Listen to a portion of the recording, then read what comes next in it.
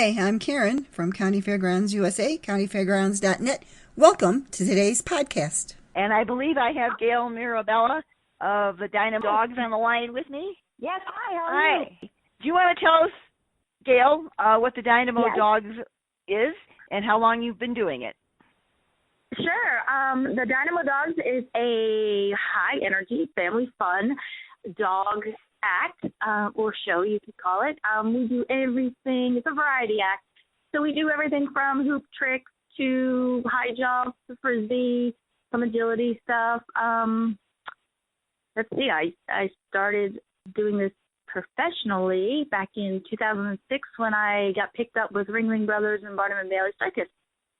So we did a lot of frisbee and things like that for them for 4 years. And then after that, in 2010, I started my own gig.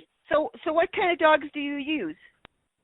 Oh gosh, I have right now I have 23 dogs. Some are retired, and I rescue most of them, and they're anything from rat terriers, Chihuahua mixes, Australian Shepherds, Border Collies, some mixed there. I have 3 standard poodles, a Doberman, a Chinese crested powder pup.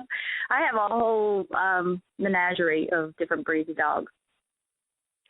And how long do these dogs usually perform on average? I actually have a dog that's 13 that still does her hoop stuff, and my old man who's 14 today, he still sometimes comes out and does a little frisbee, believe it or not. And they're both rat terriers. They're the oldest ones that still perform. I have a dog that's going to be 17, a little mutt that I rescued when she was a year old, and she was the world's smallest frisbee catching dog at 7 pounds. And unfortunately, she went blind at the age of 6, but she still started to appear in my little Munchkins of Mayhem act, where she'd ride out in a wagon, and the audience loved her because I said, even though she can't see, she can still hear you. So they make they'd go crazy. They love that little dog, and she'd give me a high five, and basically she would just sit there and bark at me on the pedestal. So the dogs stay with me until they pass, and that's why I have so many dogs in the house. I have to ask. Well, I moved in recently with my boyfriend, almost 2 years, and we have a big, beautiful barn with a full apartment, one-room apartment in it, which we turned into my dog room. So the dogs have heat, AC, some runs, and then they have an acre fenced in here, and then we have 35 acres fenced in, so I run them almost every day out here and swim them in the ponds and everything, and now that I'm stuck home, I practice maybe, 3-4 times a week with some frisbee and some agility and just working on some other tricks. But mostly I'm letting the dogs be dogs. They get dirty. I bought them a big galvanized tank yesterday for a pool so they can swim here in clean water after they get done at the pond. So, the dogs are my life, and they make me who I am. And I imagine you don't have to work out much because you work out with the dogs, right? I should work out. I should work out more. How long does it usually take to train a dog?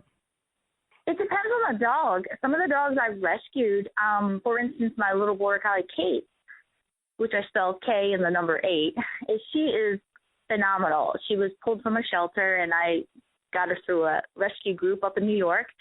And she already came liking the frisbee. And within a month, I had her out there performing. And she's one of my best performers. She does now, some of my stage or theater shows, the fair shows. She does the basketball halftime shows, and she'll wear little rubber shoes out there catching frisbee. So she was one of my quickest dogs that learned to perform. And when we're done, I say goodbye to Kate. And so she'll run backstage or back into the tent and go right into her kennel. And so she's pretty good. But I've had dogs that take up to 2 years that, they come with a lot of baggage, some of those rescue dogs. And they might be great in the backyard, like I call them backyard champions. But then in front of a live audience, they're a little freaked out or they're distracted. So it does take some time. And I try to set them up in situations that they'll succeed in and not fail. So I don't push the dogs, and I also don't make them try to do things that they don't really like to do. It's not fair to them, and it's not fun as a dog, because I am a dog trainer as well. And I have a degree in animal science. I was a vet tech, and I got picked up with Ringling Brothers in '06. So life's been pretty good. So you must go through a lot of dog food. What do you feed them? I do. I feed them Purina Pro Plan. Part of the right now, I'm still part of the Purina Pro Plan performance team. So for the most part, they supplement some of my food costs with coupons and things like that. And then they're on supplements. The older dogs get on supplements when they're around 7. I start putting them on the joint supplements. Okay. So what about your vet bill? I have to ask that. I'm curious. That's huge. My vet bill every year is between 12 and 15 grand. But being licensed with the USDA and everything, and the fact that I used to work in the pharmaceutical industry and comply with all the FDA and USDA regulations, I'm pretty anal about keeping my dogs up to date with everything as well. They get the best care ever. But, sometimes it costs a lot and sometimes it doesn't. But they're worth it. Okay, so now tell me a little bit about your show. How long is the show? For the fairs, my ground act is between 20 to 25 minutes, because usually we do like a meet and greet afterwards. I incorporate a lot of volunteers. I have a dog that jumps through various kinds of hoops, and it's really kind of neat. I have one that kind of has like orange and yellows, and I call it my fire hoop, and I always pull a little kid out, and I have them shake it. And I mean little kid, like, a 3 or 4 year old. So they're shaking it and holding the hoop, and the dog jumps through the hoop, and when he hits the ground on the other side, he rolls over. So I say, jump through the hoop and put yourself out. And so the kids love it, and the parents love it. He does that about 3 times. And then I bring out an audience member. Well, this is funny. I always ask the audience for the kids. I say, is there any kid out there that would like to volunteer? And, all the hands go up. And I say, to help us pick up dog poop after the show. And then they put their hands down. But then I say, no, honestly, is there anyone out there that would like to volunteer? Kids are screaming and raising their hand. I said, to volunteer their dad for this next part. So then I have a guy come out, and usually I try to go with the younger athletic guys, and I have them run back and forth in the little area, our little performance area, maybe about 15 feet or so, to retrieve these little blocks I have in a basket, and the blocks have numbers on it. So we add up the numbers and see how many points they get, and then I bring the dog out. We give them 10 seconds, by the way, and I get the audience to count down. And then I bring out the dog, and I give her on the, she shakes paws with the guy, and then I say, okay, Kate, are you ready? Set, go. And she runs out, and she picks up the whole basket and brings it back. And I always say, not only was she faster than you, but she was smarter than you. But I do give the guy a heads up. In the very beginning, I say, do one at a time as part of the gag. So I have comedy in it, and we get all the gambits. We get the oohs and the ahs and the, when the poodle, big black standard poodle comes out to do the high jump, the kids love it because he just comes strutting out there and jumps up on the pedestal, and then, people can't believe that he can jump, between, well, now he's 10 years old, he does about 50 inches, but he used to clear 56 inches, no problem. And I usually have a kid out there volunteering that stands on the other side of the jump from me, and we'll be like, ta-da! So we have a lot of fun out there. And I try to get the kids involved a lot and the adults, and even before the show, a lot of times I bring out, I get kids try to throw frisbees into a basket, and they can win prizes, and they get a little paw print stamp if they've gone. And I have a little 3-legged dog I adopted, and he sits up there on the pedestals, and he's our meter and greeter, and everyone pets them. And if they get it in the basket, I've trained him to ring a little bell, like a bell that you would see at the hotel or something. So if he gets it in, I always go, hit the bell, and he'll hit it, and it's a big kick. And then he'll keep hitting it because he knows he gets a treat, and I'll turn around, and he keeps hitting it and hitting it. I'm like, all right, that's enough. So, I just try to engage the audience as much as I can out there. How long is it, pretty much on an average? With you know, a lot of times if we start at 2, I'll make sure I'm done by 2:30. Yeah, about I try to make it usually 3 shows a day. What has been some of your most favorable experiences? I honestly like when we do at the fairs and we have the kids' day, or where they bring the kids from the schools out. I have a lot of fun with those. We try to put in as much as we can, because usually they only give us 15 minutes. Or they say, okay, 20-minute show, that's it, because I got to go on to the next thing. And I just love to get the kids really involved, and then it's really fun when they're there. And I say, don't forget, bring your parents back this weekend.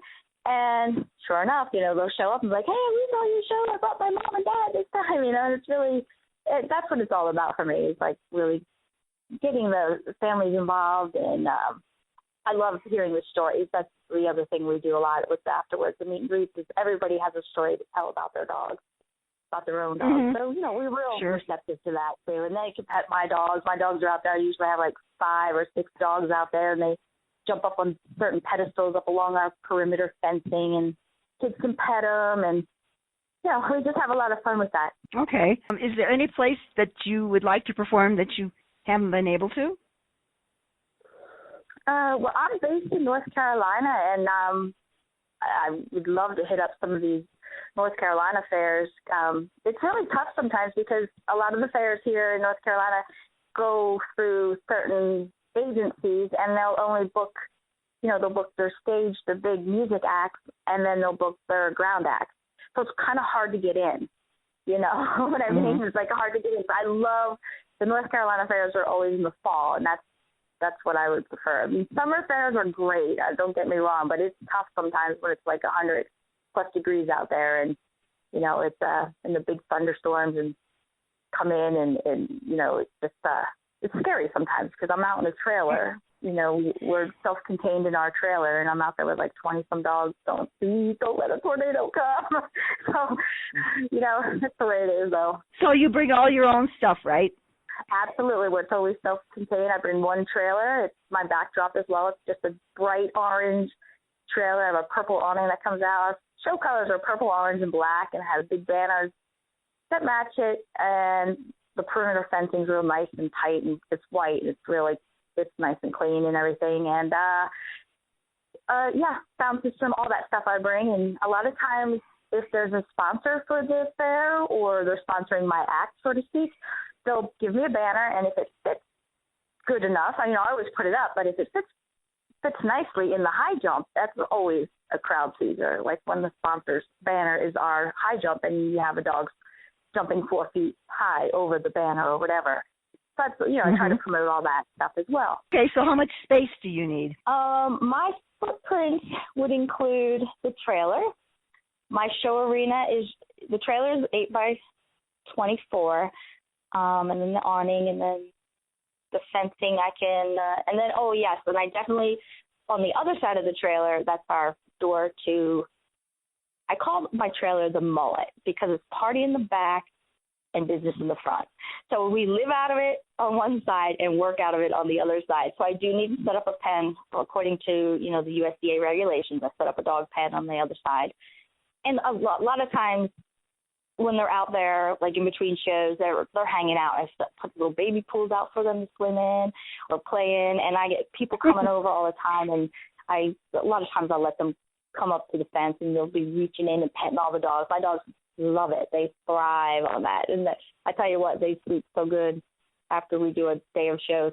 But with that in mind, that pen, my trailer, and then the show arena, we usually can fit in like a 70 by 50 flat grassy area.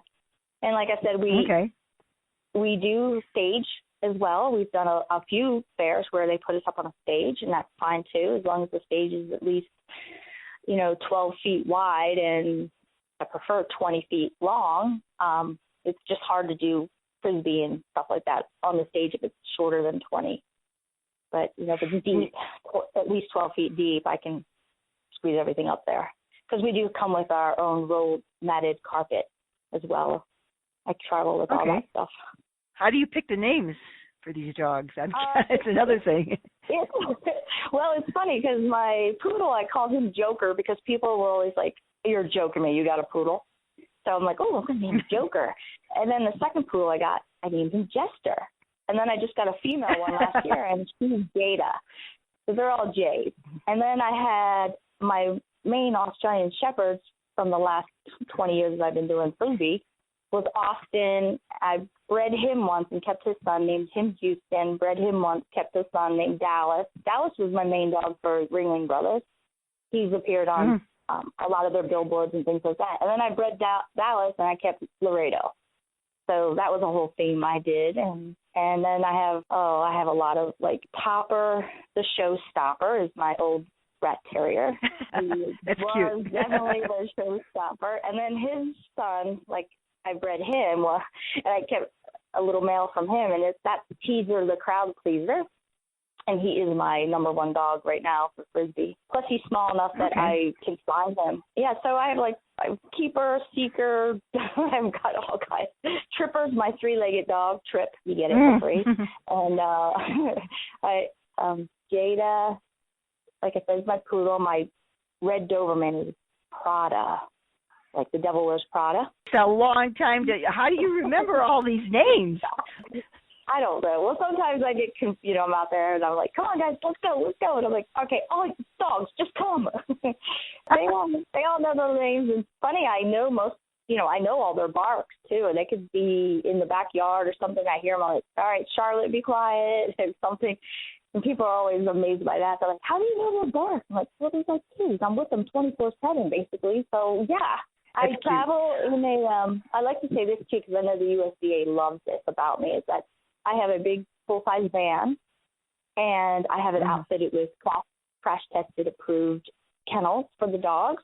So they ride in the van with me, and we pull the trailer. So when I get to a site, then I have to unload them off. But this way, I know the temperature of the car. I've got, they have the heat. They have the AC in there, too. So they're always with me. And if I don't travel in the trailer, that's the USDA always says, "Oh, I love your setup here." And I said, "Well, these are kind of like my kids, and not, they're not just how I make a living, but gosh, I would totally go crazy if something happened to them." At least, I travel across the whole country. A couple of years ago, we went all the way to Los Angeles. We were guests on The Bachelor, believe it or not. Oh, that's cool. They used 14 of my dogs, and I was on it as well, saying, "Hi, I'm the Dynamo Dogs." And the girls got to work with the dogs and do all kinds of hoop tricks and circusy stuff. And then we were up in the Grove down there in Beverly Hills, and we had to do a stage show, like a full show. And they had to, oh my goodness, my dogs had to go up and try to work with these girls, and it was quite fun. It was fun. Sounds like you have a lot of smart dogs. How do people reach you if they want to, or if they're interested in working with you? Absolutely. They can reach me at our website, which is www.thedynamodogs.com. That's the best way to reach me. And there's lots of videos and pictures and things like that out there. And then that'll list my phone number at 860-460-1515 or my email address, which is thisdogger96@AOL.com. Thank you, Gail. I've enjoyed talking to you. Thank you. Talk to you soon. Have a great summer and stay healthy. Bye-bye. Bye.